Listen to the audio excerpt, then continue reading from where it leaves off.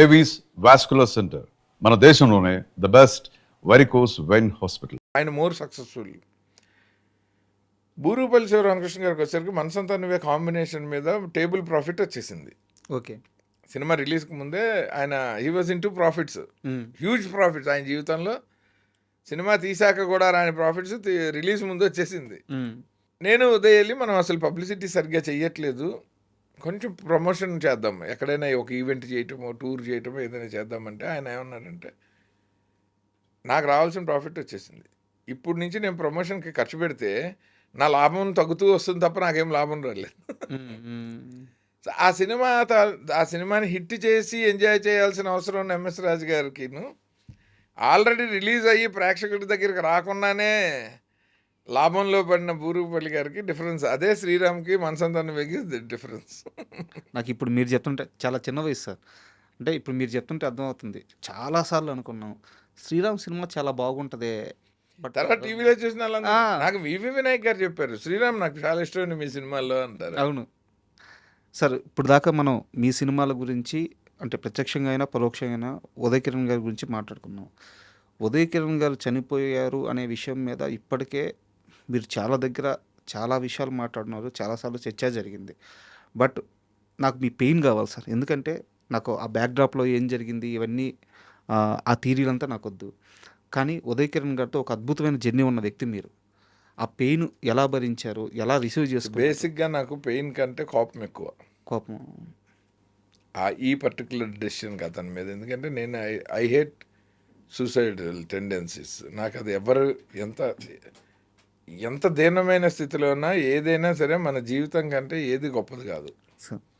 మన ఆస్పిరేషన్ అయినా, మన డ్రీమ్ అయినా, మన కెరీర్ అయినా, ఏదైనా మన జీవితంలో ఒక భాగమే. మన జీవితాన్ని మనం ప్రేమించకపోతే మనం వేరే ఏది చేయలేము. ఉదయ్ కిరణ్ తను పడిన కష్టానికి, అతనికి వచ్చిన సక్సెస్కి, అతను చూసిన జీవితానికి అతని లైఫ్తో ప్రేమలో పడతాడని నేను అనుకున్నప్పుడు పడలేదని కోపం నాకు. అతను పడాలి, ఎందుకంటే అతన్ని ప్రేక్షకులు గుండెల్లో పెట్టుకొని ఏ ప్రెషరు, ఏ ఎక్స్టర్నల్ ఫ్యాక్టర్ అతని లైఫ్ నుంచి వేరు చేయగలుగుతుంది అతను చూసిన సక్సెస్ కంటే.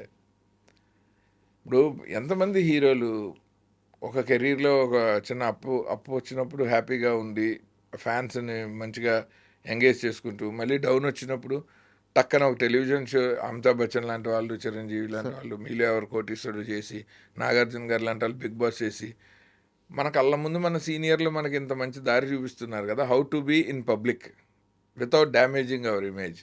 సార్ అలాంటప్పుడు మనకి ఈ ఏజ్లో కుర్రాడికి ఏంటి ఇప్పుడు సూసైడ్ చేసుకోవటం అన్నది, నేను I hate him for ever, for the rest of my life, for only this act. ఇంత బ్యూటిఫుల్ జర్నీ ఉన్న మా అందరినీ వదిలేసి ఇలా చిటికేసే ఒక కథ రాసుకుని సినిమా తీయగలిగిన ఒక హీరో బలవన్ మరణం చేసుకోవటం, అతను ఒక యాక్సిడెంటో ఒక డిసీజో అలా ఏదో ఒక అన్ఎక్స్పెక్టెడ్ షాక్ అయితే నేను లైఫ్ లాంగ్ ఏడ్చేవాను అతని గురించి. అరే పాపం ఇలా జరిగింది అనే ఒక సింపతి ఉండే, ఇప్పుడు లేదు నాకు. ఎందుకంటే అతను చేయకూడని పని చేశాడు, అండ్ ఒక రాంగ్ ఎగ్జాంపుల్ సెట్ చేశాడు. ఎవడైనా ఒక నాన్ ఫిలిం బ్యాక్గ్రౌండ్ నుంచి నేను హీరో అవుతానని కలలుగానే ఒక టాలెంటెడ్ కుర్రాడు, అతనికి ఉదయ్ కిరణ్ని తొక్కినట్టు తొక్కుతారు, వాళ్ళలాగా డిప్రెషన్కి వెళ్ళిపోతావు, ఇండస్ట్రీలో మనకి లాంగ్ రన్లో ఉండనీరు. సినిమాల్లోకి వచ్చి సినిమాల్లో సంపాదించి సినిమాల మీదే డబ్బులు ఖర్చు పెట్టి మళ్ళీ సినిమాల మీదే నిలదొక్కుంటున్న మేమందరం పిచ్చోళ్ళమా ఏంటి? అతనికి అలాంటి రిస్కులు కూడా చేయలేదే, ఎకనామికల్ రిస్కులు లేవుగా. ఒక ఆర్టిస్ట్కి ఎంతసేపు వస్తే అవకాశం వస్తే డబ్బులు తీసుకోవటము, లేకపోతే ఉన్నవి జాగ్రత్తగా ఖర్చు పెట్టుకోవటమే తప్ప అతను బిజినెస్ఫుల్గా చేసిన మిస్టేక్స్ ఏమున్నాయి? నేను రెయిన్బో సినిమా తీసాను, డబ్బులు పోయాయని చెప్తాను నేను, విజిబుల్, నా లాస్ అయినా నా ప్రాఫిట్ అయినా. అతనికి అది కూడా లేదు కదా, నాకు అందుకు కోపం. అంటే మీరు మాట్లాడుతుంటే నాకు అది ఒక తండ్రికి బిడ్డ మీద, ఒక బిడ్డ తప్పు చేసేస్తే వచ్చే ఆ కోపంలో ఆ ప్రేమ, ఆ పెయిన్ తెలుస్తుంది. ఎందుకంటే అద్భుతమైన జర్నీ కదా సార్ మీ ఇద్దరిది. మేము లైఫ్కి సంబంధించి ఎన్నో మంచి విషయాలు మాట్లాడుకున్నాం, అందులో ఒకటన్నా అతను కాపాడలేకపోయింది అంటే బుర్రకి ఎక్కించుకోలేదా అని డౌట్ వస్తుంది అన్న. సక్సెస్కి క్యారీ ఫార్వర్డ్ అయ్యి అతను ఒక యారగెంట్ మనిషిగా మారుంటే నేను చాలా హ్యాపీ ఫీల్ అయ్యేవాడిని. డబ్బులకు స్టేటస్ పెరిగి అతను ఎవరిని పట్టించుకోకుండా అసలు ఎవరిని కలవకుండా ఉన్నా నేను హ్యాపీగా ఫీల్ అయ్యేవాడిని. సార్. అప్పుడంతా హంబుల్గా ఉండి, అప్పుడు ఇంట్లో పిల్లల్లాగా ఉండి, మంచి సూపర్ సక్సెస్లో ఉన్నప్పుడు, సూపర్గా డబ్బులు ఉన్నప్పుడు ఎంతో డౌన్ టు ఎర్త్ ఉండి చక్కగా నవ్వుతూ అందరితో కలిసిపోయి మంచి పేరు తెచ్చుకుని ఒక డిప్రెషన్కి క్యారీ ఫార్వర్డ్ అవ్వటం ఏంటి, ఒక ఎమోషన్కి క్యారీ ఫార్వర్డ్ అవ్వటం ఏంటి?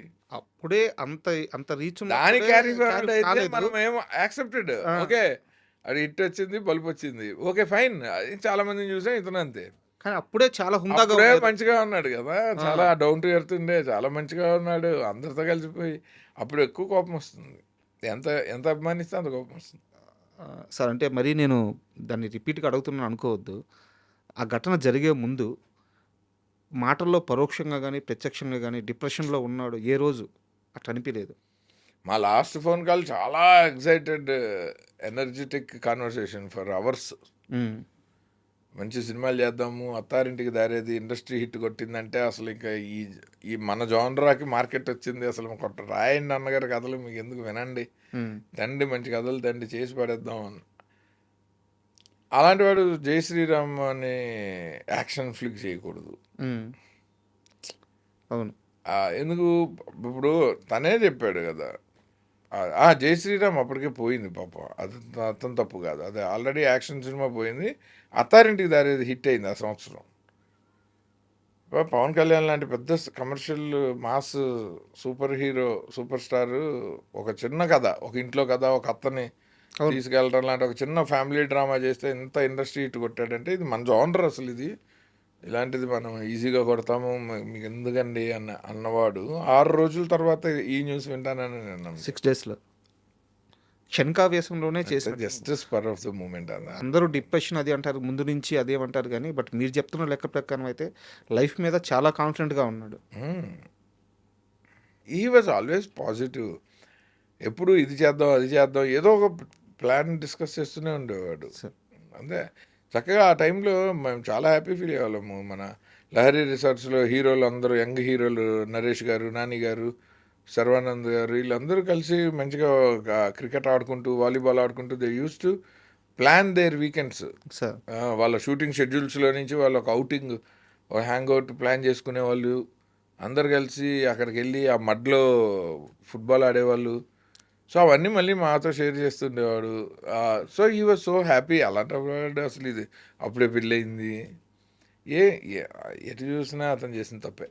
సార్ మామూలుగా మనకి శాస్త్రవేత్తల గురించి చెప్తుంటారు, ఐన్స్టీన్ ఇలాంటి వాళ్ళ గురించి చెప్తూ వీళ్ళ బ్రెయిన్ని దాచిపెట్టి ఉండాల్సింది, దాని మీద పరిశోధనలు చేయాలి ఇలా చెప్తూ ఉంటారు. సినిమా ఇండస్ట్రీకి వస్తే సంగీతం శ్రీనివాస్ కరెక్ట్గా ఆయన సెల్యులైట్ సైంటిస్ట్, బాగా చెప్పారు. సార్ అంటే ఆయన అడుగుతుంటేనే అనుకున్నా మా గురి గారు. ఆయన గురించి మాట్లాడకుండా ఇంటర్వ్యూ కంప్లీట్ చేయలేదు. అంటే నాకు ఆయన సినిమాల గురించి మాట్లాడే అంత ఏజ్ కూడా లేదు, అంత అంత జ్ఞానం కూడా లేదు. కాకపోతే ఆయన చేసే ప్రయోగాలు సార్, ఆయన చేసిన ప్రయోగాలు ఈ రోజుకి కూడా కల్కి సినిమాకి సంబంధించిన ఇన్పుట్స్ కూడా ఆయన బ్రెయిన్ నుంచి వస్తున్నాయంటే అసలు ఆయనతో ట్రావెలింగ్ చెప్పండి సార్. నాకు ఏదన్నా ఆయనకు సంబంధించిన ఏదన్నా ఏ చిన్న విషయం అయినా ఆయన ఆలోచన విధానం ఎలా ఫస్ట్ ఉంటుంది? ఆఫ్ ఆల్ మనందరం India, all over India film industry అందరూ సెలబ్రేట్ చేయాల్సిన విషయం ఏంటంటే, at the age of 94 he's directing a film. Sir yes sir. The only Indian director, record అది. అవును, సూపర్ అది వరల్డ్లో సెకండ్ డైరెక్టర్ సార్. వరల్డ్లో. మొదట ఆయన 103 సంవత్సరాలు, అప్పుడు రెండు ఇద్దరు సేమ్ ఏజ్లో, క్లింట్ ఈస్ట్వుడ్, సంగీతం గారు, సార్ ఇద్దరు సెకండ్ ప్లేస్. ఇది యాక్చువల్గా మన గురుగారు అని, అంటే నేను ఆయన త్రూ ఏ సినిమా ఇండస్ట్రీకి వచ్చాను, నేను ఆయన దగ్గర ఎక్కువ నేర్చుకున్నాను. నాకు గురువు గారు అనే కాకుండా అసలు నేను ఓన్లీ ప్రేక్షకుడిని, ఆయన సినిమా వాడిని కాకపోయినా, లేదా ఓన్లీ సినిమా వాడిని ఆయన శిష్యుని కాకపోయినా కూడా నెత్తి మీద పెట్టుకోవాల్సిన విషయం, ఆయన సినిమాల గురించి తప్ప రెండో ఆలోచన చేయరు. సార్. అండ్ సినిమాల్లో ఆయన ఎంత ఎక్స్పెరిమెంటల్ చేస్తారో దగ్గరుండి చూశాను నేను. ఆయన కంటిన్యూస్ థాట్ ప్రాసెస్. అండ్ ఒకళ్ళ గురించి వాళ్ళ ఆప్షన్స్లో మాట్లాడరు, సార్. మంచి చెడు అసలే ఇంకొక వ్యక్తి ప్రస్తావన ఉండదు, ఆయన దగ్గర లేని వ్యక్తి గురించి ఆయన మాట్లాడరు. ఎంత సీరియస్ ప్రాబ్లం అయినా, ఎంత సీరియస్ సిచ్యువేషన్ అయినా ఆయన దాని నుంచి కామెడీ క్రియేట్ చేసి దాన్ని లైటర్ చేస్తారు, మన ఎమోషన్ని. సార్. ఇప్పటికీ కలిస్తే చెన్నై వెళ్ళినా, ఆయన మొన్నటి దాకా హైదరాబాద్ ఫ్రీక్వెంట్గా వస్తున్నా, ఆయన చెప్పే కొత్త థాట్స్ ఇవాళ ఏ డైరెక్టరు ఇవాళ సినిమా ఇండస్ట్రీ కెరీర్ అనుకుని బయట జీవితం నుంచి సినిమాల్లోకి ఎంటర్ అయ్యే ఏ కొత్త డైరెక్టర్ దగ్గర ఆయన దగ్గర ఉన్న కొత్త ఐడియాలు లేవు. బా ఈ రోజుకి చెప్పగలను నేను. సార్ అంటే ఆయన ఆలోచనల మీద కూడా ఎక్స్పెరిమెంట్ చేస్తాడు. ఆయన సినిమాల మీదే కాదు. సినిమాల మీద ఎక్స్పెరిమెంట్ చేయాలంటే ప్రొడ్యూసర్ సపోర్ట్ కావాలి. ఆలోచనలు ఎలాగైనా ఉండొచ్చు కదా, ఆయన ఇష్టం కదా, కానీ ఆ వాటిని కూడా ఆయన చిత్రీపడుతూ ఉంటాడు. ఎక్కడా రాని విజువల్ రావాలి, ఎక్కడా రాని కథ రావాలి, ఎక్కడా రాని ఎలిమెంట్ ఆఫ్ ఇంట్రెస్ట్ రావాలి. అసలు అమేజింగ్. అండ్ ఈ మధ్యలో ఆయన కొత్తగా వచ్చే షార్ట్ ఫిలిమ్స్ చూస్తారు. అవి తీసిన డైరెక్టర్లకు ఫోన్ చేసి ఇది ఇలా చేస్తే బాగుండు కదా, ఇది ఇక్కడ ఇలా ఎక్స్పెక్ట్ చేశాను, అలా ఎందుకు చేశారని డిస్కస్ చేస్తాడు ఆయన. ఒకసారి మా ఇంటికి నేను యూఎస్ నుంచి వచ్చినప్పుడు సరదాగా ఆయన వేరే పని మీద ఇక్కడికి హైదరాబాద్కి వచ్చినప్పుడు ఇంట్లో భోజనం చేస్తుంటే నాకు కాస్త అందరినీ కలవాలని ఉంది అన్నారు. అంటే ఆయన వర్క్ చేసిన సిరివెన్నెల సీతారామ శాస్త్రి గారు, పరచూరి వెంకటేశ్వరరావు గారు, సత్యానంద్ గారు, ఇట్లా అందరినీ పిలిచారు. రావుగొండలరావు గారు, మాధవపల్లి సురేష్ గారు, ఈయనతో పనిచేసిన టెక్నీషియన్లు అందరూ నాకు బాగా క్లోజ్గా ఉన్న ఫ్యామిలీస్ అందరం క్లోజ్గా ఉన్నాం. కాశీ విశ్వనాథ్ గారు, అందరం కలిసి భోజనం చేసాం. అంతా భోజనం అయిపోయింది. వీళ్ళందరినీ కలవటం ఆనందమే, ఫోటోలు దిగాము, భోజనం చేసాం. కానీ మేమందరం కలిస్తే అయిపోయిన సినిమాలు తప్ప ఏం మాట్లాడుకోము.